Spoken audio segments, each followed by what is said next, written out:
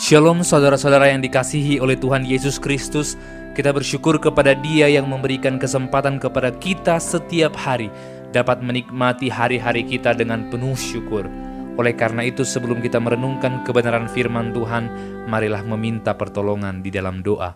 Bapa di dalam surga, berikanlah kami pemikiran yang mau tunduk kepada Tuhan dan hati yang mau sungguh-sungguh mengerjakan yang terbaik bagimu. Terpujilah namamu dalam nama Tuhan Yesus Kristus. Amin.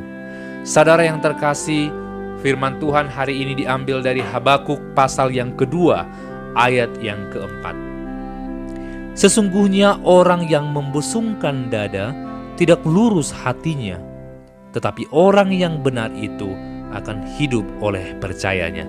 Saudara yang terkasih, ayat ini adalah ayat yang sangat unik ketika kita membacanya dalam terjemahan yang lain. Kata yang disebut membusungkan dada adalah seseorang yang hidupnya sesungguhnya tidak jelas kemana arahnya. Ia sangat begitu mudah diombang-ambingkan oleh banyak hal. Ia tidak memiliki ketetapan hati. Ia tidak memiliki integritas.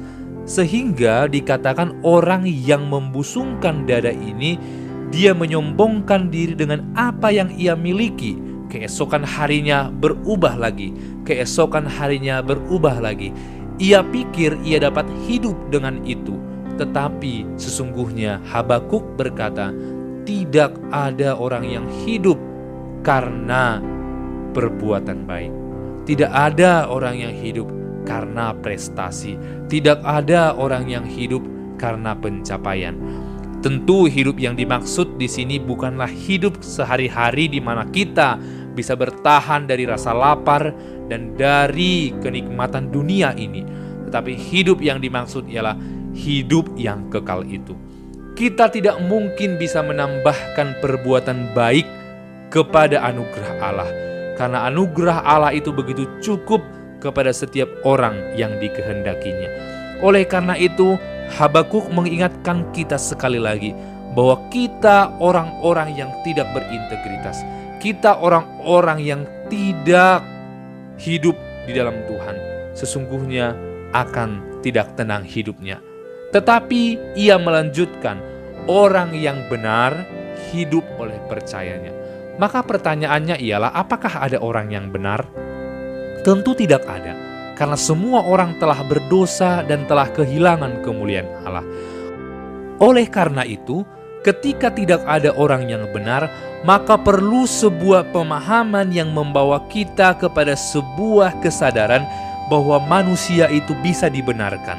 Lalu dibenarkan lewat apa? Bukan lewat perbuatan, bukan lewat prestasi, bukan lewat harta, hanya karena iman.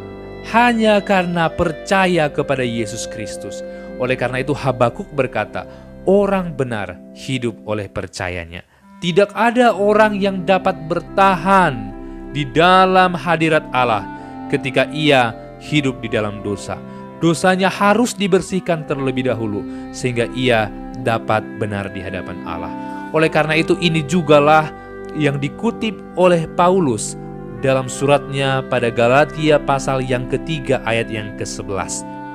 Dan bahwa tidak ada orang yang dibenarkan di hadapan Allah karena melakukan hukum Taurat adalah jelas, karena orang yang benar akan hidup oleh iman. Saudara yang terkasih, kini kita adalah orang-orang yang telah dibenarkan. Kita adalah orang-orang yang bersalah sebelumnya, tetapi Kristus yang adalah benar datang ke dunia, menebus kita, mati di atas kayu salib, bangkit pada hari yang ketiga, naik ke surga, menyediakan tempat bagi kita. Sehingga kita orang-orang yang tidak benar ini dibenarkan di hadapan Allah. Sehingga tidak lagi diperlukan penambahan perbuatan baik untuk menjadikan kita benar. Sesungguhnya kita adalah orang-orang yang dipenuhi oleh anugerah dan kasih setia oleh Tuhan. Sehingga kita jangan mudah diombang-ambingkan oleh dunia ini. Sehingga kita tahu tujuan kita, kemana kita harus melangkah. Sebab kita tahu jelas bahwa kini kita adalah orang-orang benar, dibenarkan oleh iman, karena anugerah, di dalam Yesus Kristus. Saudara yang terkasih, kalau ada orang yang mencoba menambahkan sesuatu kepada hal ini, maka itu merupakan penyesatan. Karena orang benar hanya karena iman kepada Yesus Kristus. Saudara yang terkasih, saat ini apa yang mudah membuatmu goyah terhadap iman? Apa yang mudah membuatmu meninggalkan Yesus? Apa yang mudah membuatmu sulit untuk melihat Yesus? Maka ingatlah satu hal, bahwa kita adalah orang-orang yang sudah dibenarkan dan tidak lagi hidup dalam dosa. Ketika dosa kita yang begitu besar telah diampuni oleh Yesus Kristus, tentu perkara yang lain pun akan digenapi oleh Dia. Oleh karena itu, tetaplah teguh di dalam Tuhan. Tetaplah berpegang kepada Tuhan. Karena Ia yang adalah membenarkan kita. Karena Ia adalah sumber dari kebenaran itu. Terpujilah Yesus yang telah membenarkan kita. Hendaklah kita hidup di dalam kebenaran itu. Amin. Bapa di dalam surga, ajarlah kami untuk tetap berintegritas di dalam iman ini, sehingga kami tidak mudah dipengaruhi oleh zaman dan kami hidup dalam kebenaran-Mu. Terpujilah nama-Mu dalam Yesus Kristus. Amin.